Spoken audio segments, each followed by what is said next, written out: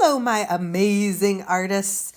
Today we are going to be creating our very own abstract color wheels. You're going to receive a piece of white paper and you are going to divide it into 6 sections. These are the 6 major colors that you need for your color wheel. After you divide your paper into 6 sections, one for each color that we'll be using, you're going to divide those sections into 3 to 5 more sections. I love the number 3, so I did 3 more sections. I also used all straight lines. You don't have to use straight lines. You can use curvy lines, you can use shapes, you can do it however you want. But you do have to have 6 sections divided by 3 to 5 sections. Okay, now you pick your first primary color. Primary colors are red, yellow, and blue. So I'm going to pick yellow. I paint 1 stripe out of my 3 stripes yellow. The next 2 spots I'll be painting the next primary color. I'm picking blue.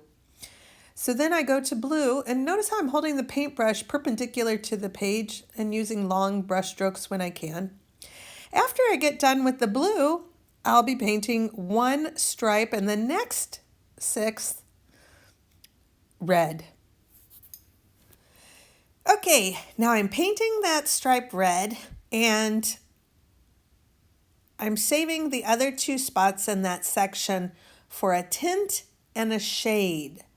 A tint is when you add white to the color, and a shade is for when you add black. But before I get to that, I need to paint the other 3 colors of my color wheel, which are going to be green, orange, and purple.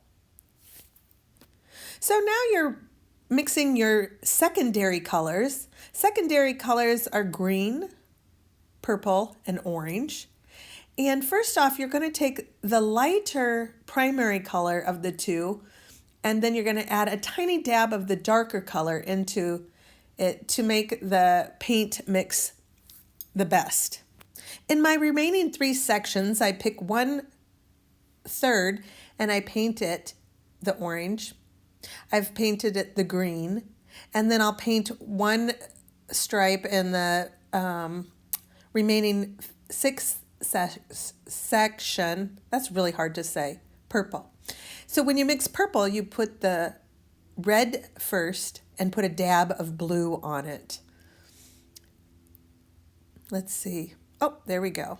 I always outline first and then fill in, and it seems to work out really nicely. And I try and keep my paintbrush strokes going in the same direction. You can decide what looks best for yours. That's your artistic choice. Okay, we've got the main things covered, and here we go. After you've completed your perfect hues on your abstract color wheel, you're going to be mixing shades and tints. Shades, you add a tiny touch of black to your hue, and for a tint, you add white. White makes it look like a pastel and it's called a tint, and shades are the darker, more muted colors that you see. Something I've been doing throughout this entire procedure is scraping off my brush on the side of the water bucket when I go to paint, and also not using very much water in my paintbrush. This makes a big difference. If you are using a really dry brush, it's actually called a dry brush stroke. And when you use a really wet brush, it's called a wet brush stroke. And if you're painting 2 wet colors beside each other, they're going to smudge together. You might remember this from painting with watercolors. Now, if you want to smooth out your picture, you can add a tiny dab of water to it, but you don't want your brush soaking wet. Methodically, I go around and I create a tint for each perfect hue. So I'll end up with a light orange, and I'm going to put it next door to the orange, and I'm going to use lavender next door to the purple, and it's going to be pink next door to the red, and light green next door to the dark green, and so on and so forth until I've completed each subsection with 1 perfect hue and 1 tint. You may decide you want to have more than 1 tint, and that's your choice. One of my concerns is that we'll be wasting paint in this project.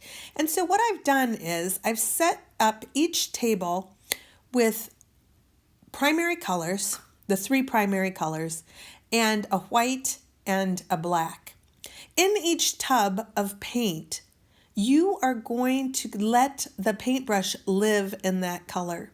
And don't use those paintbrushes for your project. You are only using those like as if you were at a buffet to scoop out the color and serve it to your palette, which is going to be like your dinner plate. Have a look at how little paint I actually use for my scoop and serve system. A little dabble do ya. Thanks. It's important when you're making your shades that you just use a tiny bit of black paint. Black is powerful and it will take over the perfect hue in a matter of seconds because it's very strong and it's very dark. So you want to make sure that you just use a tiny bit. And also, don't be discouraged. If it looks too dark, paint with it anyway and see how it looks later when it dries. I was really surprised that my purple actually looks like a really dark purple because to me it looked like charcoal black. So our abstract color wheel is coming along. All of the subsections are almost filled in, and I'm still mixing my shades very carefully, and I'm taking my time and doing my best work. My name is on my my color wheel, and so is my classroom code.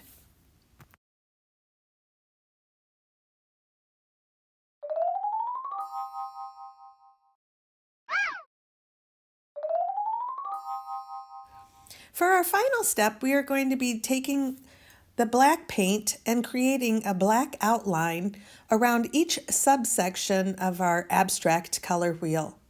This is a nice polishing, finishing touch that makes it look really awesome. So go slow and do your best. Don't rush it because it's an important part. Final touches and details on your artwork at the end are what make your art go from ordinary to extraordinary. So take your time and enjoy it, and you have finished your abstract color wheel. Yeah! Okay. Thanks for bearing with me, guys. Have fun painting. No, really, have fun. No, and be nice, and also be very careful with your art, and also listen, and also, you guys are awesome. Okay, bye. No, really, I'm done. No, I mean it this time. I'm totally done.